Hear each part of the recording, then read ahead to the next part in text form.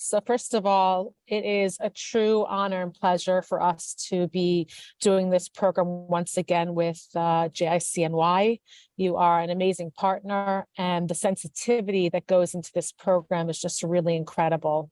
We're talking about human beings here that have been through some of the most traumatic experiences in their life, and just the sensitivity of Jody and her team is just really amazing. And I just want to say thank you to you guys for giving our members and giving victims a voice, and to let them know that they're not forgotten and that they're not alone. And when people watch this, this back, whether it's right now live or it's later on today or tonight or tomorrow, I don't think there's any amount of words to describe what it means to somebody who's been impacted by terrorism, the support of others, especially those who have no idea what they've been through.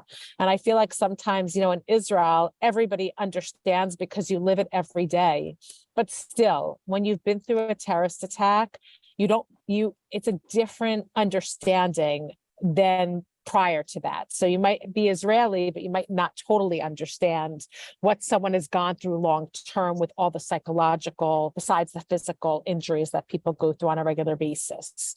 And so I just want to say thank you to you guys for really, giving us a voice and giving these individuals an opportunity on such an important day to be able to share their stories, which, as I always say when I speak, our stories represent thousands of victims in Israel and what they've been through. And on Yom HaZikaron, which is probably outside the day of your own attack, it is the hardest day of the year for any victim. The fact that some of us get to share and let people understand what we've been through, it is definitely healing on many levels. It is coming up to 20 years in June. It's a big number. I think that for me, I've always been able to handle every year anniversary. This year's been a little bit different. I think last October, I started feeling that heaviness of the upcoming anniversary, even though it was so many months away. And, it never goes away. You learn to cope with what's happened, but it doesn't go away. It's always there with you. And people can try and run from it, but the idea of what you've been through never leaves you. It changes you. And the idea is how to move forward and be able to live with what we've seen and what we've experienced. And for me, I always say every experience is individualized. No one person has the same exact experience. For me, I feel very lucky that my life was spared. I was on bus 14 in Jerusalem on June 11th, 2003, when an 18-year-old Palestinian terrorist boarded my bus strapped with explosives. He injured over 100 of us, and he murdered 17 innocent people, including everyone that was seated and standing around me. So I realize how lucky I am that I was given a second chance and that my time wasn't up. And it's interesting when you talk about today's terrorist attack, because it took place near Davidka, which is exactly where my terrorist attack took place, at Davidka Square. And it definitely hits you hard when you hear about any terrorist attack, no matter if it's for me in Israel especially, but anywhere in the world. When I hear about a terrorist attack, I'm definitely brought back to my own experience, but especially today, hearing that the attack happened right near Davidka Square, it was definitely a very difficult thing for me to hear on such an important day. And I think that for me, what was able to get me through and to move forward and heal, besides the tremendous support I had from family and friends, was when I did return to the United States, I didn't have any support here at all. And so after a number of times trying to find different supports and trying to, connect with organizations in the United States, I founded Strength to Strength, which is an organization that works internationally. So we're not just based in New York, but we work with victims of terrorism from around the world, helping them heal with peer-to-peer support with long-term psychological needs.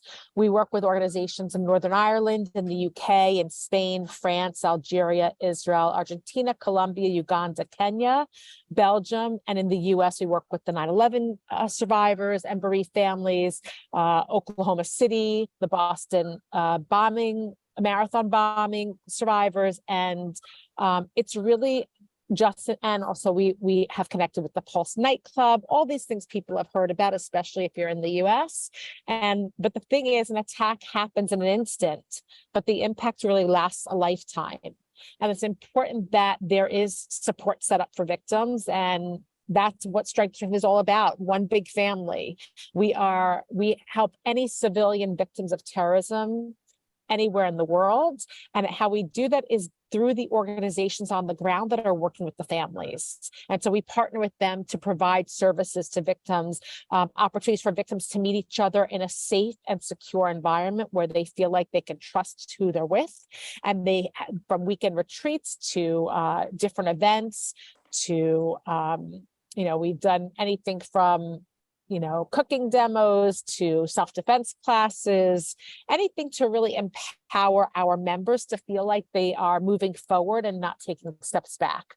And it's not so easy. It's definitely a difficult group of individuals to navigate, but we are one big family and we are there for each other. And while this to me was the worst experience I had ever been through in my life, I would say that I had no control over what happened to me that day, but what I do have control over is how I live my life going forward. And I want to live that life showing love and kindness instead of the hate that I experienced on that day. And that's what Strength to Strength is all about, is showing love and kindness and showing people that they may have gone through something traumatic, but they have a place to go and people that care about them.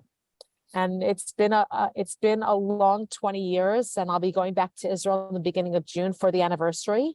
It will be the first time that I will be back in Israel on the day since the attack.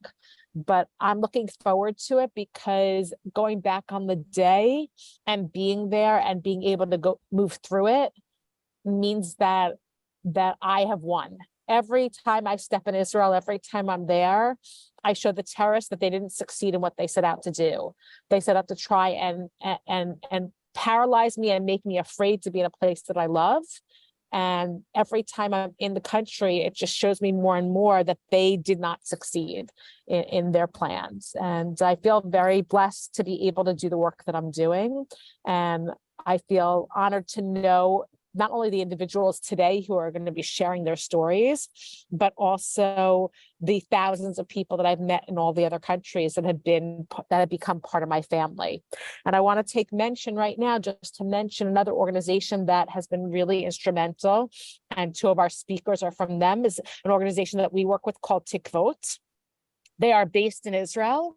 Their founder, Simone Farbstein, is one of the most incredible individuals I know.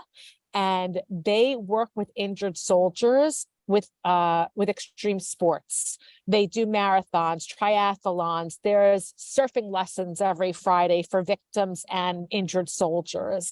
Lots of activities. They do a ski week every year, and they are just really bringing back to life these soldiers. And you'll hear from one of their members tomorrow, a soldier, and today you'll hear from one of their members also who survived an attack. And I just want to thank Tikvot for working with us on this and for being a partner and for just doing the amazing work they do all year round in helping soldiers to recover and to heal and to make them feel like they have a place to call home. Thank you, Sarri. And I find it so interesting because you speak of loving kindness and the D family, who is like recent victims of terror, where the mother was killed with her two daughters while they were on their way to a Pesach vacation up north, were longtime family friends of ours, and we've known them for over 25 years. And one of Leo's incredibly brave messages, while he was sitting Shiva for his wife and for his daughters, was how you combat this pain is through loving kindness. And you share the same message. And I admire that so much in victims of terror who are able to still see love and understand that the way we negate hate is love. And I admire you for that, because you always have a smile and you're always giving instead Thank of bitter. And I met you soon after your attack, and you've just always been incredibly positive and sharing the love. And I think that's a message to all of us, because today when my daughter was going out to her youth group, my 15-year-old, and she was walking out there, and my heart's pounding, because as a parent in Israel, you always wonder. I mean, I think a parent today in the world always has to wonder. There's mass shootings, there's things going on all the time. But I literally felt that I wasn't breathing. And I have to remind myself that, the two things that we have is the power to continue living and not let them win, and the power to share love and kindness. So thank you for that message. Sure. And